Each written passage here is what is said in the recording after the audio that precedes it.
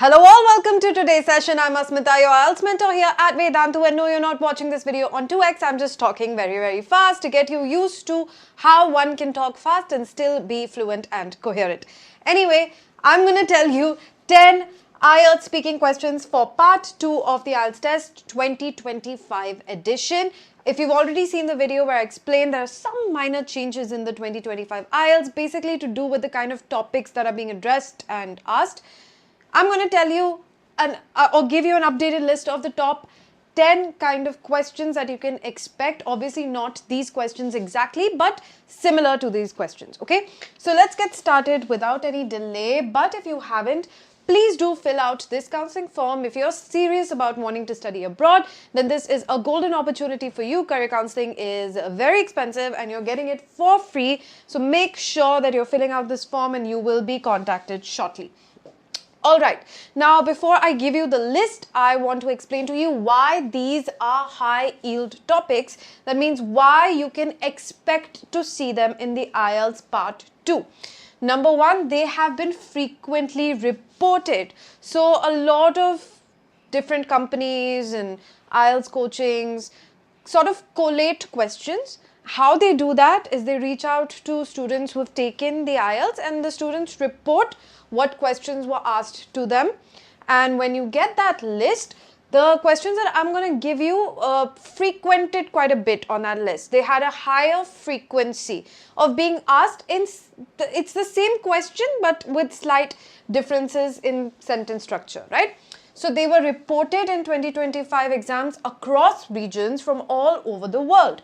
They covered these main sort of topics like personal growth, culture, society, and current affairs. Even when it comes to current affairs, the kind of things that are a topic of discussion. You know, every era or every sort of decade has their primary highlights.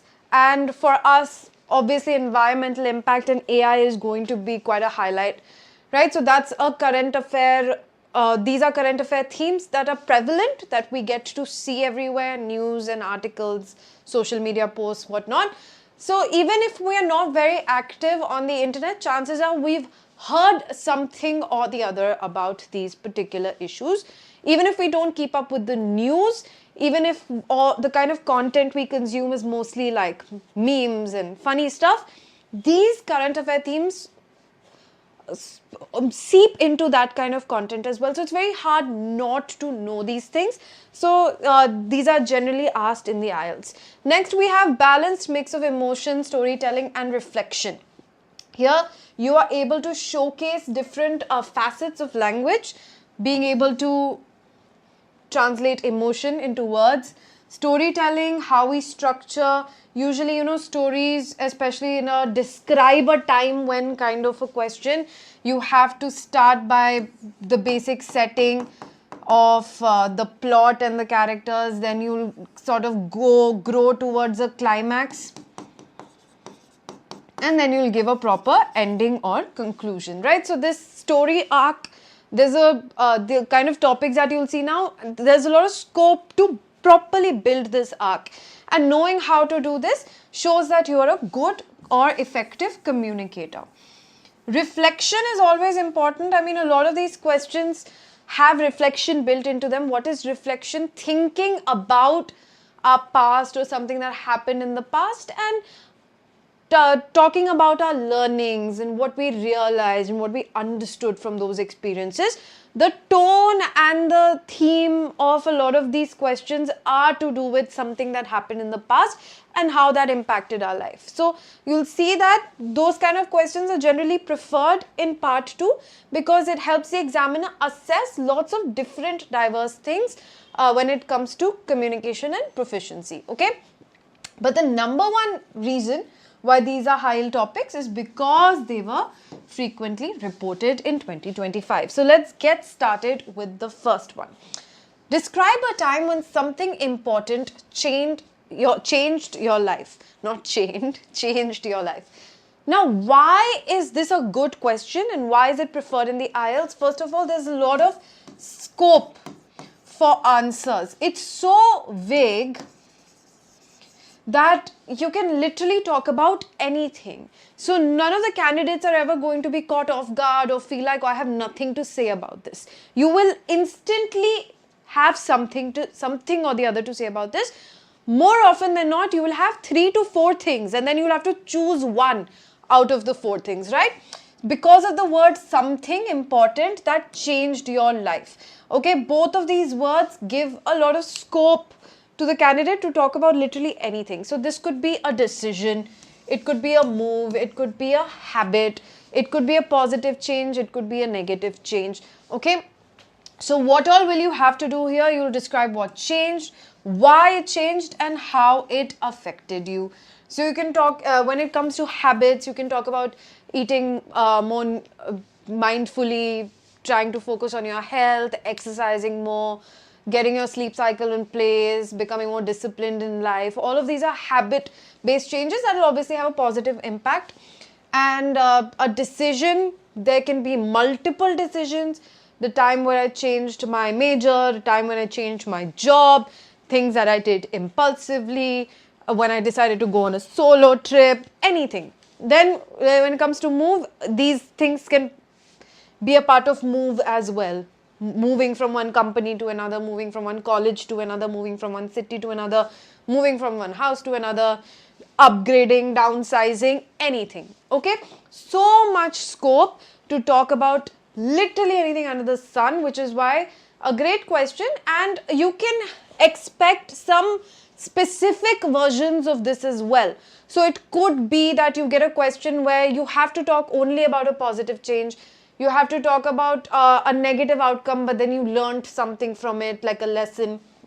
So you can expect specific versions of this, but this is a good template to sort of practice with. Next, we have talk about a foreign country you would like to visit in the future. Now, this is specific in the sense that it is entirely hypothetical. The question is not assuming that you have already been to a foreign country, because chances are that a candidate might not have visited a foreign country. So making it in the future gives everyone a chance to talk about it. If you haven't thought about it a lot, you can still come up with something. There might be some country, maybe you watch a lot of anime, so you want to go to Japan. Maybe you watch some German TV shows, so that made you want to go to Germany. It could be anything. So it's not like you need to have a lot of information about a particular country, that these are the tourist spots that I want to visit. It could be a personal, weird, even a stupid or a dumb reason to want to go somewhere, but that is valid. All right, so you can talk about anything. And here, where is it, what attracts you, and why you want to go. So speaking of what attracts you, you don't have to know facts about it. It could be entirely based on fiction. Like I watched a K-drama and it looked like the small town. For example, I watched a K-drama recently based in Jeju. So Jeju looks like a very picturesque place. Also, the kind of emotions that the drama elicited in me makes me want to go to the place and visit it and actually experience it for myself. So you can give that as a reason as well, and that's valid. All right. Next, we have describe a challenging thing you did recently. Challenging, recently. Just these two things are making the question specific. It could be an exam. For a lot of you, it could be something as simple as, okay, I prepared for the IELTS, even though I didn't know English that well and I was quite scared. It was very challenging for me to prepare. That's the easiest answer to fall back on, preparing for the IELTS, right? Preparing to go and study abroad, that's a very easy, challenging thing to fall back on if you get a question like this. But again, it could be about anything. You can talk about anything. Maybe, changing a habit in yourself or understanding something about yourself, doing something to make your own life better, that could also be challenging. Learning how to drive, a lot of you might start learning how to drive at this age, that can be challenging. So lots of scope here again to talk about different things. Next, we have describe a book or movie that made you think differently. Now, here you have the option of book or movie, which is good because not a lot of us read books anymore. In fact, reading has become sort of like a niche habit. Very few people are doing it. And so just asking about a book can be a little problematic. So here having the movie option definitely helps. You can talk about the kind of impact it had on you. What did it make, what did it change in you? Maybe you had a misconception and that misconception changed because of the movie or the book. Or maybe you realized that a certain habit you had was problematic because the main character also had the same habit in the book or movie, and that changed. So any kind of personal insight, it could be anything you learned, a misconception, a personal realization, whatever it is. Now you might not be lucky that you get the book or movie option. Sometimes you might just get a book or a movie, but in that case the question won't be so specific. Now over here it says made you think differently. If it's just about a book, it might just be a book that impacted you, not made you think differently. So then the second part of the question will become a bit more vague if the first part becomes a bit more specific, right? Okay. Talk about a small business or online venture that you know about. Now, there are a lot of questions related to business coming up in the IELTS. They have been frequently reported. This is one of them that you know about. Is again, it has less to do with you because it's not a business that you have thought about or you want to open. You can also get a question like talk about a small business that you would wish to do and why haven't you started it yet. That is also a question that has been reported in the IELTS. So this is a bit easier than that. You can talk about some kirana store or any other small business around you. Maybe a friend of yours started a cute jewelry, resin jewelry business through Instagram. A lot of people are starting Instagram businesses, right? So any kind of business that you have seen, heard about, chances are all of us have. I know at least 5 different people who have started their own small businesses in the past 5 years, and most of them do it through Instagram. So chances are a lot of you know them. I had a friend, a colleague in office who used to make gift hampers on the side, right? So she would curate gift hampers for people. That's a small business. So anything of that sort you can talk about. Next, we have talk about an invention. But one thing I forgot to mention here is, but also think about a business you'd want to start, because this is also an alternate question. So if you want to make it a question, let's change the think to talk about a business that you'd want to start. Okay, so you can think about this as well when it comes to the general topic of small businesses. Okay, talk about an invention or gadget that changed lives. Okay, a little revolutionary here, but we have so many options here. Number one thing, invention, internet. Internet completely transformed the way we live, right? So the easiest thing to talk about, you have so much to say. Internet, you can talk about AI, you can talk about smartphones. Smartphones literally brought the entire world to the palm of our hands. All information, made access to information so much easier. Even our ability to utilize the internet to its maximum potential became possible because of smartphones. The way we make payments, the way we communicate, all of that has changed because of smartphones. So lots of options to talk about here. Describe what it is, how it works, and how society benefits from it. You can also talk about, if it mentions, you will always get the sub-points along with the cue card, right? So you can also talk about any sort of disadvantages that it brought about.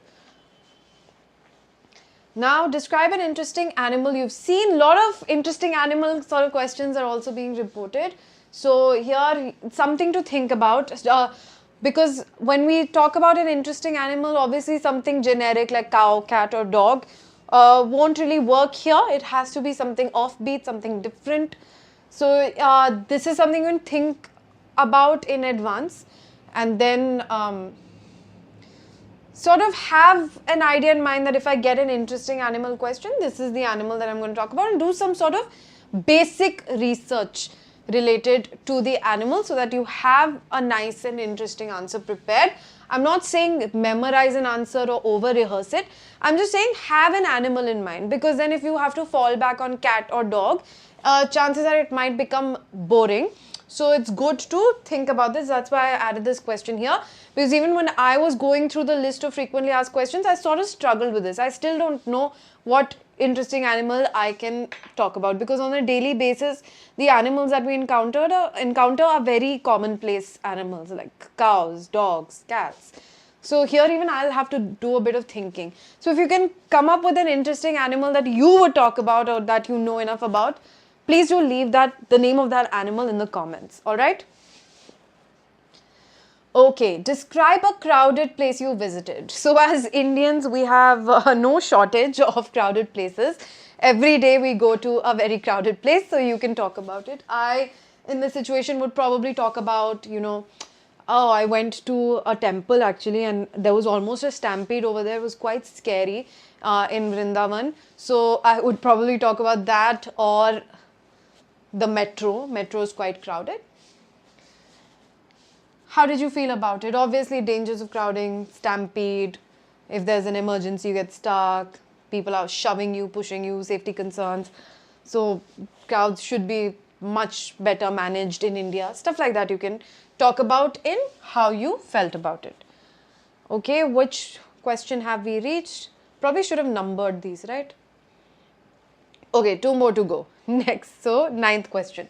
Describe a person you admire, mentor, someone you'd like to work with. Again, this is not one question. Treat these as 3 separate questions. Describe a person you admire, describe a person you mentor, or describe a person or someone you'd like to work with. Okay? And thus describe a person who mentored you, or who is a mentor of yours, or who is an advisor of yours, whom you admire, whom you look up to, someone who has influenced you. These are all different ways of asking the same question. Pretty much someone that you look up to, you like their work, or you like their attitude or personality. It could be a famous person, it could be a college school professor, it could be a relative, someone you know, someone you don't know, anything, okay? Just think about what is it that you like, why would you like to work with them, what have they taught you, how have they inspired you, stuff like that. And finally, the 10th question, describe a time you organized or attended a memorable event. Again, thank God here we have or attended, because not all of us organize. So depending upon what you want to talk about, you can either say organized or attended. And yes, seen, as you can see in some cue cards, this has been reported as successful events or celebration. Memorable event, successful event, celebration. It could be a graduation party, it could be a award ceremony, anything, okay? So just the point of giving all of these different questions to you is so that you can think about them.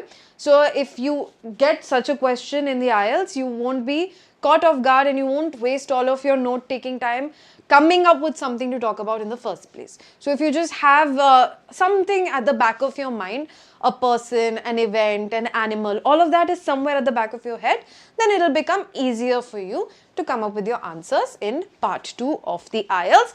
That's it from me today. Make sure you're practicing with these questions. Make sure you're attending all the live sessions so that you get instant feedback and you're able to practice with me. If you're enjoying this, if you find this valuable, then your subscription will matter a lot to us. So make sure you hit that subscribe button if you haven't. Like the video, share it with your friends, comment, increase engagement, and follow us on Telegram so you can get PDFs and other important updates. But most importantly, take very good care of yourselves. I will see you soon. Bye-bye.